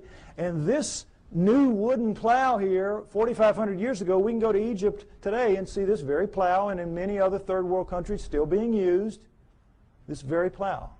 Okay, so no question it's the granting of the plow. But this is what makes this special right here. Let's see a blow up of that. What is this? Solar system, right. Sun, Mercury, Venus, Earth, in their relative sizes, mind you. Earth, Moon, think how small that is. What grain of sand dug that out? Mars, and then, what should be here? This should be the asteroid belt. This is Nibiru, folks. Nibiru. Jupiter, Saturn, Pluto as a moon of Saturn, Uranus, Neptune. Notice that it's only a little bit bigger than Uranus, Neptune. It's about 3 times bigger than Earth. Nibiru is a good-sized planet. Good-sized planet, according to this. Okay? Now, again, what proof do we have of any of this? Let's take some look. Let's take a look at this. All right, here's a look at the solar system that you don't get to very often. And did it occur to any of you that we were looking at a cylinder seal carved at 4,500 years ago that had Uranus in it that we only discovered in 1781 when our telescopes got good enough to see it? It had Neptune when we discovered in 1846 when our telescopes got good enough to see it, and Pluto, which we discovered in 1930 when our mathematicians got good enough to tell our astronomers where to look for the thing because it was so small. What are the Sumerians doing knowing about that? Furthermore, what are they doing writing in one of their tablets that if you look at these two, Uranus and Neptune, in the heavens, meaning right out on them, they look like blue-green watery twins. When we didn't find that out, we thought they were just big old gas bags like Jupiter and Saturn until Voyager went out there in 86 and 89 and found that, lo and behold, they really are blue-green watery twins. What the Sumerians said 4,500 years ago. Furthermore, they didn't count the way we do. Earth was not the third rock from the sun for them. It was number 7. So that means they were counting from out here and they were putting Pluto in its correct place. What are they doing with all that knowledge? Well, they make no bones about it. They say everything that we know, everything that we are, everything that we have comes from the people living on Nibiru. The people living on Nibiru came to Earth and gave us everything that we have, everything that we know, our great culture. Now, What's the proof of that? Is there any proof that any ancient advanced civilization was ever on Earth at any point in the dim or distant past? Yes, yes. The megalithic structures out there, the pyramids, Tiwanaku, Baalbek, Teotihuacan, Stonehenge, you name it, a couple of dozen of them. All of those are impossible for human beings to recreate today. And yet we are told in another one of these great fantasies that they were somehow created by people in ancient times, ancient Egyptians or ancient Sumerians or anybody. Somehow or other they did it. And it's just absolute malarkey. Impossible. Now, next slide. Some Egyptian scholars tried to prove it by getting down in with some pink granite here and wailing away with some stones for a few hours and tore their hands up and walked out of there saying, well, you know, we couldn't make much of a dent in it, but boy, you know, those old folks, they sure had a lot of time on their hands, and somehow they figured out a way to do it. Wouldn't give an inch after this. Wouldn't give an inch. It's ridiculous. Now, here's the stone they're working on. Next slide. Some of you may have seen this. This is an ancient 1,170-ton obelisk lies unfinished at the Aswan quarry. A crack rendered the stone unusable. It's pink granite. They were making it into an obelisk like the one you saw in Alan's slides. Okay? It's about 100 feet long. It's about 12 feet wide, 12 feet deep on the side. Imagine the Washington Monument, just squared off. And it's pretty much done. But now let's move this from the Stone Age. Let's move it through the age of copper, because copper wouldn't make a dent in that. And let's move it into the Bronze Age. Bronze will chip on it. Bronze will take a little bit of it out. Now, let's put our bronze chisels or hatchets or whatever in the hands of some guys and get them down in this crack and put them to work. How do you think you're going to fare in there? Pretty tight fit. Plastic Man might have a tough time up in there. But the point is, they've got it pretty much done. They're working on the spire here. When they break it, you know how it works. You press here, you get this. Well, look, does this look like somebody chipping away with a little hand? No. This looks like a belt sander taking pieces out the size of the chair you're sitting on. Huge chunks of pink granite, one of the hardest stones in the world, just being ripped out. And they press too hard with whatever machine they've got here, and you know your physics. You get stress back here, and they popped it. They broke it. And they just said, whoops, we busted that one. And they just unhooked it and went somewhere else and left it for us to marvel at and wonder how they could have done it. But now let's go ahead and say they didn't bust it and they finished it. These primitive people now who managed somehow to do this. They finished it. It's ready to go. The hole, by the way, is about 15 feet deep. That's the top of it up there. But still, what's the first thing they've got to do? Somebody's got to draw straws to get down there with his hatchet and cut it loose from the bottom. Now, who's going to do that with 1,100 tons sitting on top of him? We could not get our best diamond-tipped blades to cut through underneath this thing. The weight would stop the blade. We could not, the operative word here is impossible. We could not get this out of here. And yet they did it time and time and time again. To lift it out, just if we could somehow cut it loose, we would have to take a dozen of our largest movable cranes to wring that hole just to get it up. You're being lied to, folks. That's the main thing you got to understand. You're being lied to. It's absolutely impossible for this one stone proves that none of the megaliths were made by those people in that era. And this, again, is not the biggest one. They have them in Baalbek twice that big. Okay? Next slide. All right. What we're told is that the Anunnaki came to Earth for this, gold, mining gold. And that originally the story is they landed in ancient Sumer, but not 6,000 years ago, 400,000 years ago, 430,000 approximately to be exact. 400,000 years ago they land in modern-day Iraq, and they set up shop in the Tigris-Euphrates Valley, and they call their home away from home, their home away from Nibiru, the Eden. You'll see a poster out there by my thing, Anunnaki over Eden. That's what that means. Because that poster is the Tigris River Valley that the symbol is rising above. That is where it was. That is where Eden was, according to them, and that comes down in the Bible as such. So they set up camp and they placer mined the gold out of those rivers. What do they need gold for? They needed to repair their atmosphere. In their rise to high technology, they had damaged that big, 3 times the size of Earth atmosphere, the same exact way we're damaging ours in our rise to high technology, and they ultimately had to repair it with very fine particulates of gold, like talcum powder, blown up into the stratosphere above it so it would ride above there and act as a reflector and an insulator from cosmic rays, which is, you see that on the masks of astronauts and in the capsule and all that. Gold is a wonderful stopper of cosmic rays. So that's what they had to repair it with. It's what we will have to repair it with. We'll have to do exactly the same thing when the day comes for us to have to face up to what we're doing to our planet. Okay? So they came, they placer mined out of the river, and all that is you put a tray in the water, you let the water sweep over, the water drops the gold into these cloth. Every few weeks you pick it up, and it's real easy. It's the way we do it now when we have the opportunity. But you tap out any stream system, ultimately, and they did. After about 150,000 years, they had tapped it out.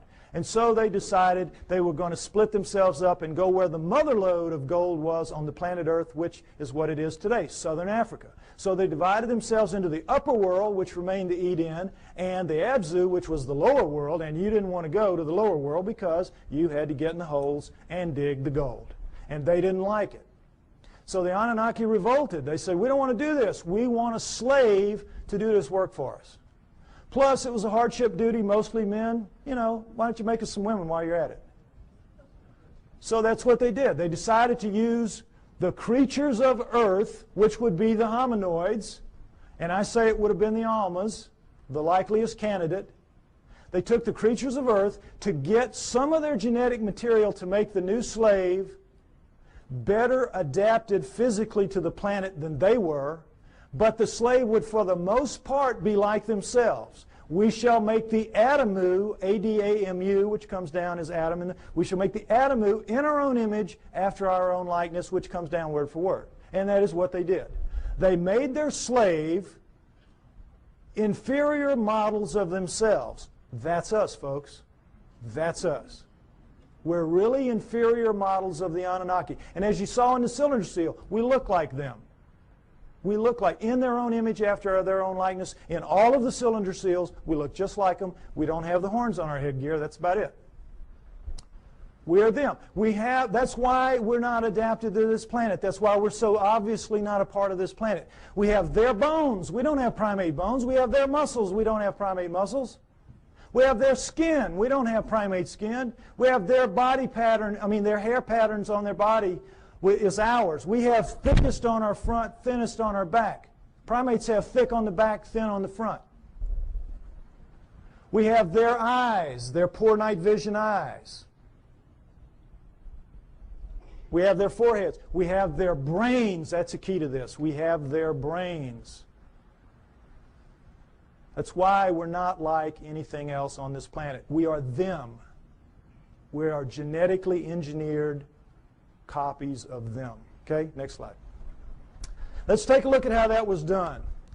Human body contains 100 trillion cells. There's a nucleus inside each human cell except red blood cells. Each nucleus contains 46 chromosomes arranged in 23 pairs.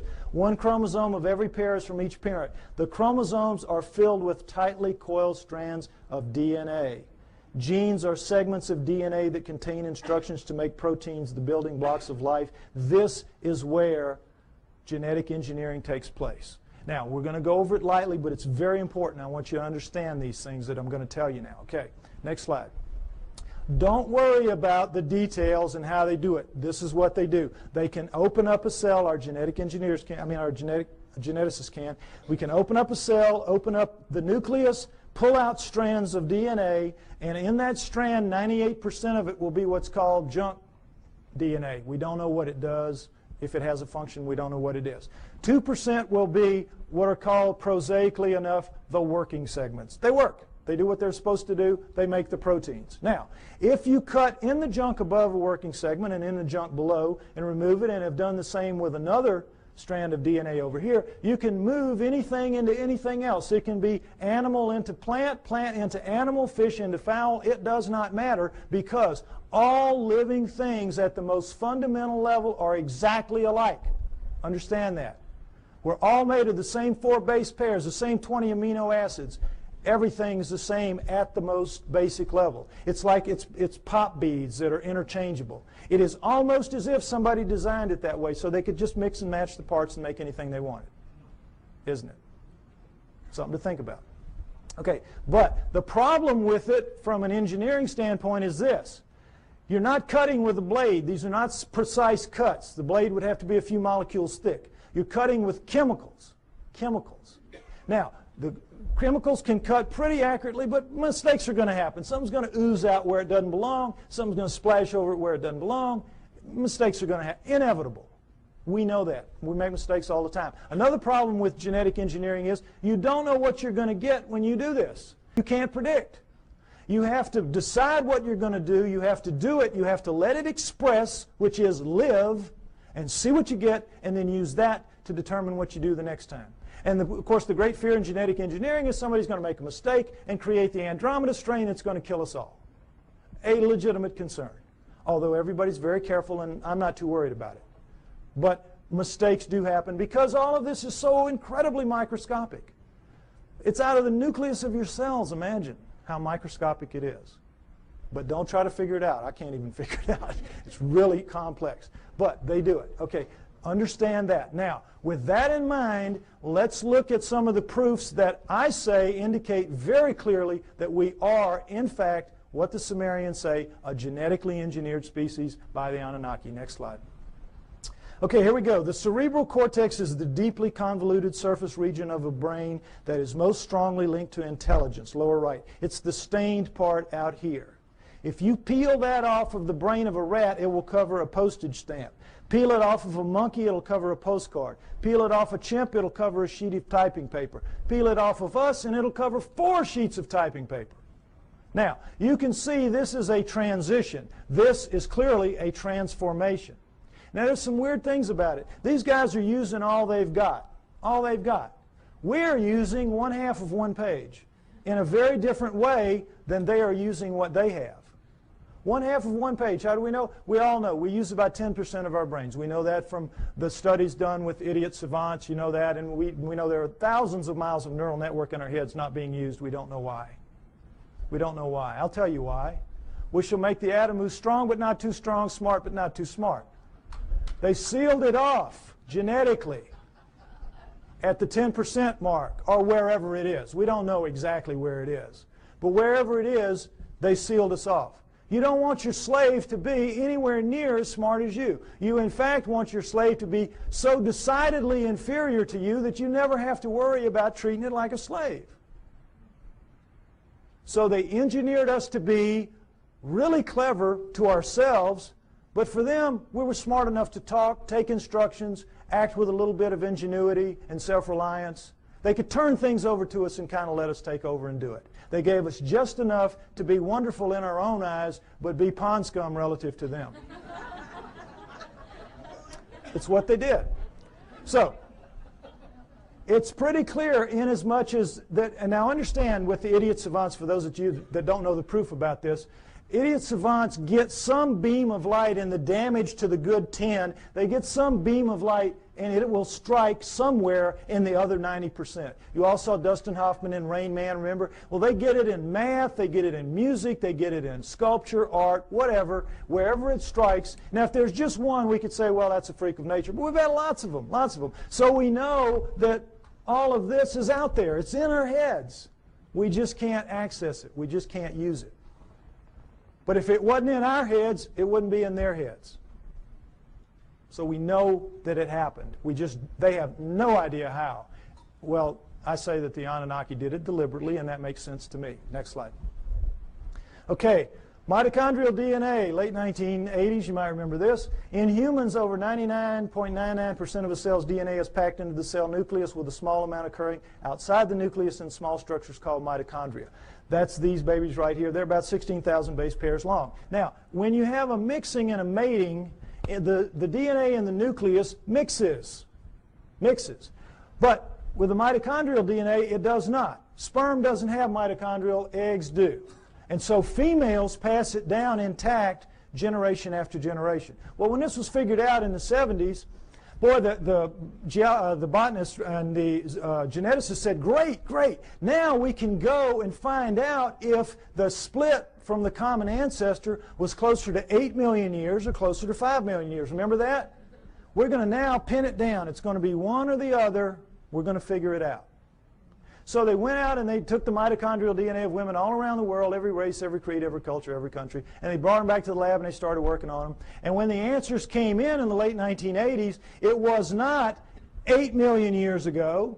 It wasn't 5 million years ago. It was way, way, way the heck down to 200 to 250,000 years ago, and that's all.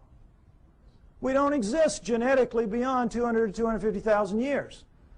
And of course, needless to say, the anthropologists said, you guys are nuts. We've got these skulls showing, these bodies showing, these prehumans showing that we go back millions of years. What's the matter with you? And the geneticists said, we couldn't have been wrong that many times. Impossible. We'll do it again. And they have. They've done it. It always comes out the same. Outside 250,000 years ago. That's it. We're brand spanking new. Brand new on this planet. Now, there's still a lot of people, there's still a lot of people that will not accept that. A lot of people that will not accept that. But it is true, and it is becoming more and more acceptable, for as outrageous as it is. Now, not only do we know when we were created, we know where. Where? Because the oldest of us consistently kept coming in southern Africa. Next slide. And in fact, the cover of Newsweek in 1987 showed that if in fact there was an Adam and Eve, they were black. They would have to have been black. But of course they knew the flack they were going to catch, in the South at least, so they made the blacks look as white as they could. This guy looks almost as white as OJ, doesn't he? But the point is, in trying to have it both ways, they caught it coming and going, because you can imagine the letters to the editor after this issue. But the point is, it tells the truth. The oldest of us do come from southern Africa, and we definitely are 200 to 250,000 years old. And guess what else? That is just what the Sumerians say about us. That the Anunnaki created us around 200 to 250,000 years ago in southern Africa to dig their gold. What a coincidence. What a coincidence. Okay, next slide. Okay, what happens when a creature is born in the wild severely screwed up physically? What happens to it? Dies, right? Parents will kill it. It will not put that defect into the gene pool. You're looking at the great exception. You're looking at 28 of our most severe genetic defects, but we have 4,000 and counting. 4,000 and counting. Now, we're only 200, 250,000 years old. We shouldn't have one. We've got 4,000 and counting. How did it happen? Cutting and splicing process mistakes. Cutting and splicing, oops, made a mistake. Cutting, splicing, oops, made a mistake. They don't care. They're making a slave. They're not going to fix the mistakes. What do they care if it's 1 in 100 dies from the problems? If it's 1 in 10, they don't care. They're making a mistake. I mean, they're making a slave.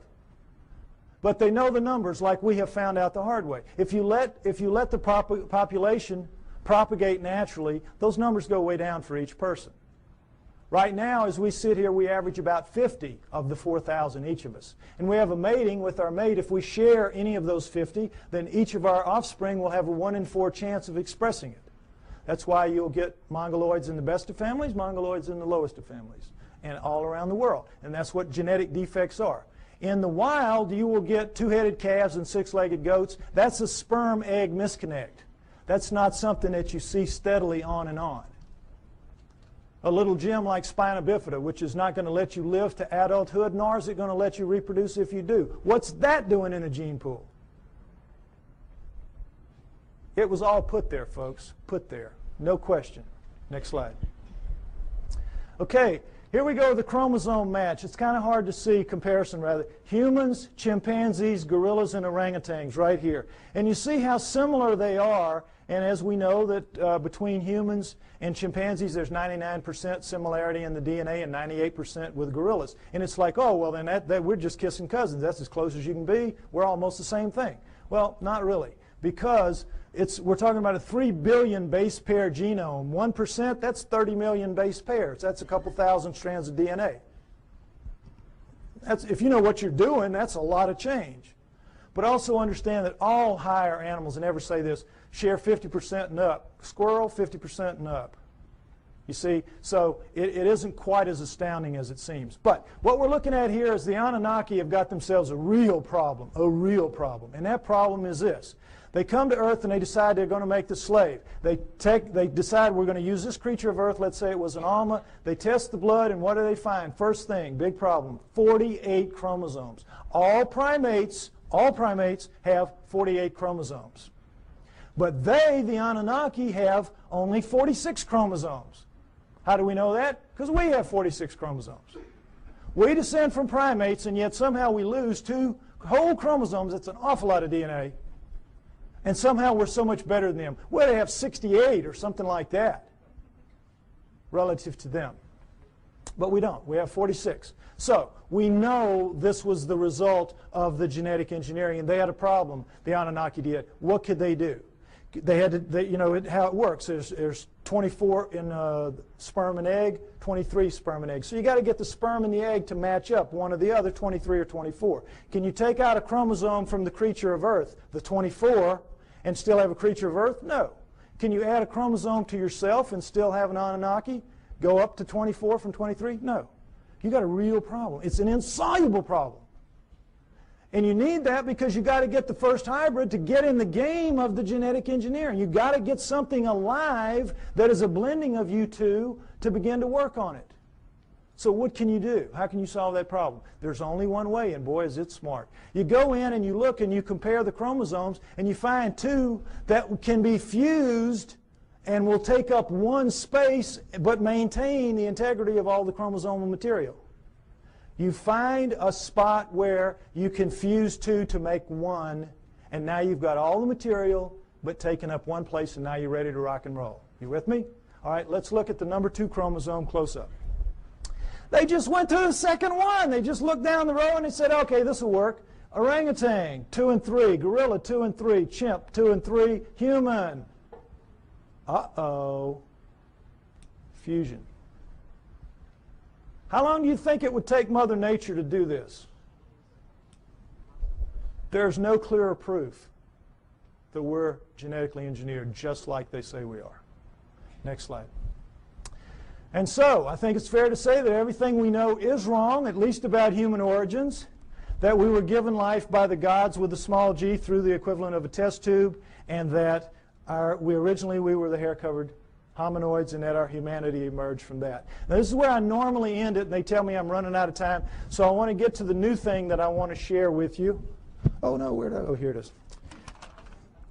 Because this is really exciting to me. On the 12th of this month, which was just recently, I received an email from a person who wants to remain anonymous. And this is what he said to me. He is a geneticist, a full-blown geneticist. And he says, Dear Mr. Pye, I agree with your conclusions and will give you a few hints, if you wish, as a DNA deep throat. First, look up the huge discontinuities between man and the various apes for whole mitochondrial DNA, genes for the Rh factor, and human Y chromosomes, among others. Regarding number 3, the chromosomes, I refer you to K.D. Smith's 1987 study titled Repeated DNA Sequences of the Human Y Chromosome.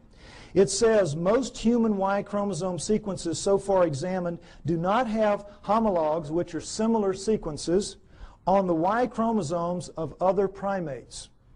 Human female DNA does look somewhat ape-like, but not the male Y. This means that if we are a crossbred hybrid species, as you contend, meaning me, the cross had to be between a female ape-like creature a creature of the earth, as the Sumerians said, and a male person from elsewhere, as I also contend.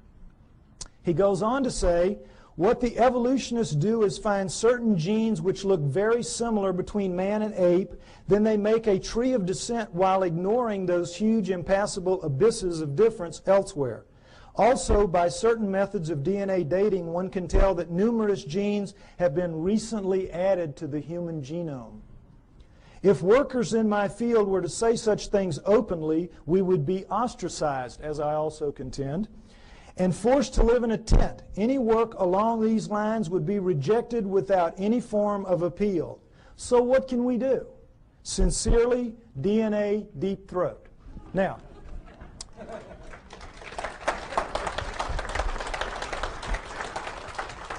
what this means, thank you, what this means is we win.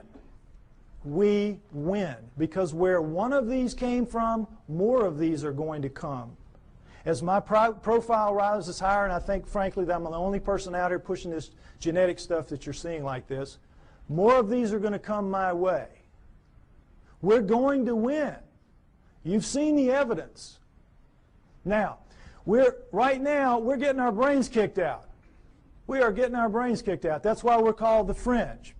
And the reason is we keep mounting these frontal attacks on the establishments.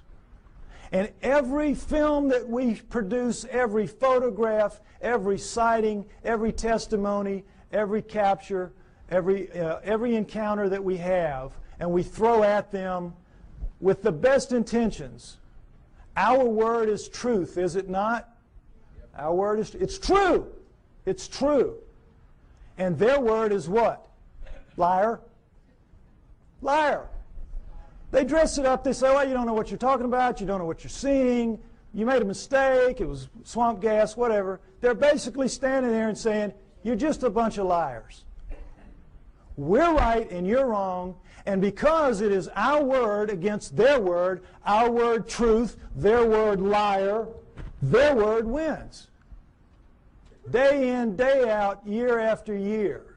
It's very frustrating, is it not? Boy, it just annoys the heck out of me. But what this means is we're going to win in the end. Why? Because the genes say so. The genes back us up. And right now, this is not a field that you're very familiar with. And I've worked very hard to make this very simplistic so you could understand at least the fundamentals, and it's the same in my book. You need to be aware of this is because this is the back door, kids. This is the back. We're not going to storm them from the front. We've been doing it for years. They know how to deal with us. Our word against them, we're going to lose. But in this instance, the genetic end of it, what is it? It's their word against them. It's their research against them. They're going to lose. We're going to beat them with the genetic evidence. We got to beat them. We will beat them. We know we're right. We know they're wrong. They know they're wrong. They know they're wrong. We just have to get mentally tough and accept that this is a war. This is a fight. This is not, gentlemen, Marquis de Queensberry rules. This is a dog fight. This is a knife fight. And you all have got to get out there and proselytize. You have to familiarize yourself with these basics at least. And instead of throwing things at them that are going to bounce off like BBs off a barn door, you got to start throwing some darts. This stuff will do it. This will do it. We can win. We're going to win. Thank you.